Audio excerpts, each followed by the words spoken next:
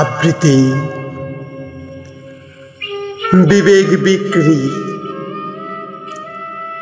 হারিয়ে গেলে হাজার টাকা,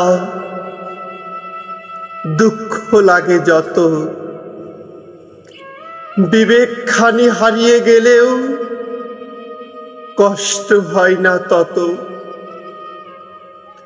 এই জগতে টাকার কাছে বিবেক বিক্রি হয়। দেখলে টাকা স্রোতের গতি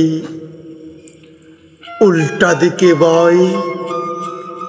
টাকার কাছে বিক্রি হয় শেষ কবরের মাটি।